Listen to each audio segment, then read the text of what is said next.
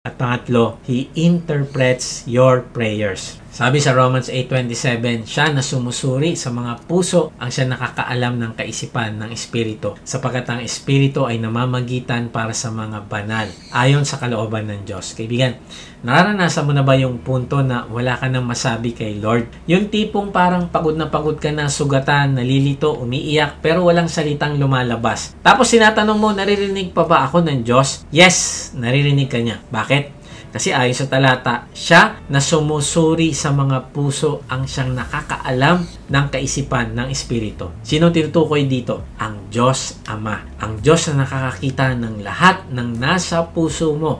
Alam niya ang luha mo sa gabi. Alam niya ang dinadala mong bigat at alam niya kung kailan ka hindi na makakapanalangin ng malinaw. At by God's grace, yang kabigatan sa puso mo na yan ay namamagitan ang banal na Espiritu para sa iyo. Ang Holy Spirit ang nagsasalin ng laman ng puso mo papunta sa Ama. Kahit hindi mo alam kung paano ito ilalapit sa Diyos, hindi siya nalilito, hindi siya nagkakamali ng pagkaintindi, at higit sa lahat, alam ng Ama kung ano iniisip ng Holy Spirit. Kaya nga, maring nararanasan mo na yung may problema ka pero wala kang masambit kundi Lord. Yung tipong may sakit ang mahal mo sa buhay at hindi mo na alam kung anong dasal ang tama. Yung tipong may trauma ka na sa pinagdadaanan at parang hindi mo ma-express yung sarili mo.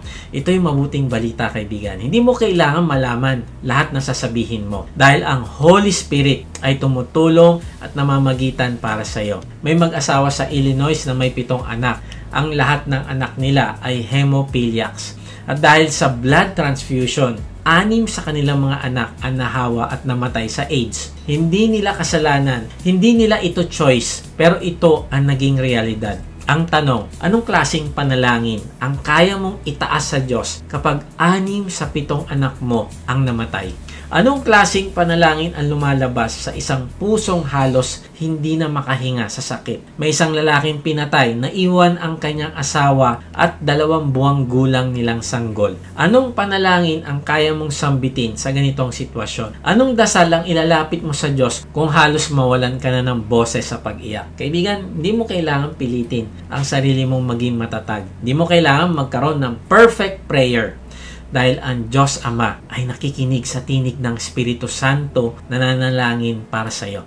At ang banal na Espiritu ay namamagitan ayon sa kalooban ng Diyos. Kapag wala ka nang masabi, may bumibigkas para sa iyo. Kapag wala ka ng lakas, may namamagitan para sa iyo. At ang maganda, alam ng Ama ang iniisip ng Holy Spirit. Naiintindihan niya ito. Kaibigan, simulan mo gawin ito. Kung may sandaling wala kang masambit, sabihin mo lang, Holy Spirit, kayo na po ang mamagitan. Hindi ko alam ang sasabihin ko pero alam nyo ang laman ng puso ko. At makakaasa ka, kaibigan, naririnig ka ng langit. Hindi dahil magaling kang manalangin, kundi dahil may Holy Spirit na nanalangin para sa iyo. Sabi ni Jeremiah 20:14, pero isinusumpa ko ang araw na ako'y isinilang. Hindi ko ikinagagalak ang araw na ipinanganak ako ng aking ina. Grabe, propeta ng Diyos. Pero dumating sa puntong gusto na niyang natapos ang lahat. Wala na siyang alam na panalangin. Pero kahit ganon, ang banal na Espiritu ang nagtama, nag-ayos at namagitan sa panalangin niya. Ganon din si David sa mga awit 13:1. How long, O Lord? Hanggang kailan mo ako kalilimutan? Hindi nga niya mabuo yung pangungusap. Puro daing, puro tanong. Pero alam mo, ginawa ng Diyos. Ginawang modelo pa ito ng panalangin. Ginawang scripture na binabasa natin. Kapatid, ang broken na panalangin mo ay kaya pa rin gamitin ng Diyos. Bakit? Kasi may Holy Spirit na namamagitan para sa iyo. Kapag ang mundo mo ay puro tanong, ano ba nangyayari sa buhay ko? Nasaan ba ang Diyos? Ano ba gagawin ko, Lord? At ang kaya mo na lang gawin ay umungol o umiyak, nandyan ang Holy Spirit. Nakikisabay siya sa iyak mo. Nakikidaing siya sa pagdaing mo. At ang daing na yon na walang salita, may bigat kasi naririnig ito ng Diyos. Alam mo, sa isang ospital, may isang nurse na ang pangalan ay Margaret. Isa siyang dedicated kay Lord at prayerful na babae. Habang nag-aalaga siya ng mga pasyente, gumawa siya ng finger prayer method. Bawat daliri, merong representation kung sino ang dapat niyang ipag-pray. Halimbawa, Panalangin ito para sa mga malalapit na tao sa kanya. Halimbawa, pamilya at kaibigan. Index finger para sa mga guro at tagapagturo. Third finger para naman sa mga nasa posisyon ng leadership at authority. Fourth finger para sa mga may sakit at naghihirap. Little finger para sa sarili niya. Ang sarili niya yung last na pinagpipray niya. Ang ganda ng prayer method, di ba? Ang prayer method na ito ay simpleng paraan para maalala niya kung sino ang dapat ipagdasal. Pero isang gabi, nangyari ang isang hindi niya inaasahan. Habang break time niya, ginamit niya ulit yung finger prayer method na nananalangin. Nang makarating siya sa ika-4 na daliri, yung ring finger. Ito'y para sa mga may sakit. Naku, naalala niya ang pasyente sa room 314. Isang matandang lalaki na galing sa operasyon. Mukhang stable naman, walang problema. Pero habang pinapanalangin niya ito, bigla siyang nakaramdam ng matinding burden. Hindi niya may paliwanag. Parang may nangyari. Parang may kailangan ng panalangin. Wala siyang alam na emergency, pero ang puso niya ay puno ng bigat. Umiyak siya sa panalangin. Umiiyak na walang salita. Halos 30 minutes siyang nananalangin ng buong pusong may pagdaing. Hindi niya alam kung bakit o para saan.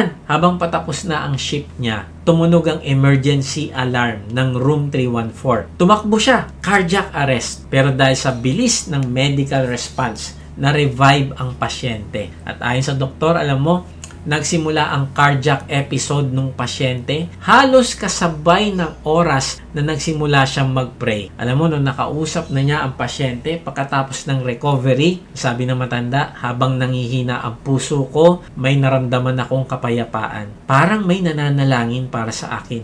At yun ang nagbigay sa akin ng lakas para lumaban. Grabe, speechless si Margaret. Yung panalangin niyang walang malinaw na salita, yun pala ang ginagamit ng Holy Spirit para magligtas ng buhay. Alam mo, bago pa yan nalaman na may emergency, ang Holy Spirit ay namagitan na. Kaya kaibigan, be available and willing. Kapatid, minsan, di mo kailangan ng maraming kaalaman para manalangin. Ang kailangan mo ay buksan lang ang puso sa pagkilos ng Holy Spirit. Let the Holy Spirit intercede for you. Yung makikinig ka sa prompting niya. Yung hindi ka mag-aalinlangan kung may biglang burden. Yung mananalangin ka kahit hindi mo alam ang buong detalye. Pero alam mo, merong binibigay na burden para sa iyo ang Diyos. Si Margaret ay naging instrumento ng Diyos. Hindi dahil siya'y magaling, kundi dahil siya'y handang makinig. Sabi ni Matthew Henry, the Holy Spirit excites praying graces. He makes us want to pray. He teaches us how to pray, and He helps us as we pray. And when He can't pray at all, He prays for us to the Father. We can but cry, Abba, Father, and refer ourselves to Him with the holy, humble boldness. This is the work of the Holy Spirit. Kaibigan, marahil may sinasabi ang Diyos sa puso mo ngayon. Hindi mo lang ito naririnig sa tenga mo, pero ramdam mo sa puso mo. Sinasabi niya sa iyo ngayon, anak, panahon na, lumapit ka. Ibigay mo yung puso mo sa Panginoong Yesus. Kaibigan, kung gusto mo maranasan ang banal na spirito sa buhay mo, manampalataya ka sa Panginoong Yesus na Siya ang nagbayad ng lahat ng kasalanan mo sa krus. Sabi sa Ephesians 1:13, kayo man ay napabilang na kay Kristo nang marinig ninyo ang katotohanan. Ang magandang balita kung paano kayo maliligtas. Sa pagsampalataya ninyo sa Kanya, ibinigay niya ang banal na spirito na Kanyang ipinangako bilang tanda ng pagmamay-ari na niya kayo. Kaibigan, ang ibig sabihin nito ay kapag ikaw ay sumampalataya sa Panginoong Yesus, ay tatanggapin mo ang banal na spirito. Hindi ito dahil sa galing mo, kundi dahil sa biyaya ng Diyos. Kaibigan, ipahayag mo ang iyong pananampalataya sa pamagitan ng panalangin. Sabihin mo sa Kanya, Panginoong Yesus, inaamin ko po na ako ay makasalanan. Patawarin mo po ako. Nananampalataya po ako na ikaw ang nagbayad ng aking kasalanan sa krus, namatay at nabuhay na muli. Ngayon nga ay binubuksan ko na aking puso. Pumasok ka at manguna sa aking buhay. Tinatanggap kita bilang aking Panginoon at tagapagligtas. Simula ngayon ay tatalikdan ko na aking kasalanan. Salamat sa banal na spirito na binigay mo sa akin ngayon. Amen. Sa ating pagtatapos ay iwan ko to sa inyo. Sabi ni Warren Wiersbe, prayer is not getting man's will done in heaven. It is getting God's will done on earth. And the Holy Spirit helps us know that will. Kaibigan, kung gusto mo matupad ang layunin ng Diyos sa buhay mo, ay huwag mo i-insist sa Kanya ang gusto mo. Alamin mo ang kalooban niya at ito ang hilingin mo na matupad sa buhay mo. At dito ka tutulungan ng banal na Espiritu. Siya ang nakakaalam ng lahat ng kalooban ng Diyos at ituturo niya sa iyo ang tamang panalangin na sinasagot ng Diyos. Kaibigan, tandaan mo ito. Number 1, He prays for you.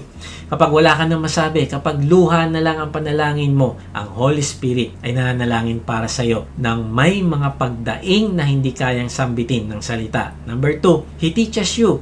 Hindi kanya pababayaan. Ituturo niya kung paano manalangin ayon sa kalooban ng Diyos. Gamit ang salita, mga sitwasyon, burdens, at promptings sa puso mo. Number 3, He interprets your prayers. Kahit magulo ang isip mo, kahit hindi mo alam kung ano sasabihin, Siya ang tutulong. Siya ang mag-aayos. Siya ang magdadala ng panalangin mo sa Ama na may lubos na pagkaunawa. Kapatid, hindi mo kailangan maging magaling sa panalangin. Kailangan mo lang maging bukas. Let the Holy Spirit intercede for you.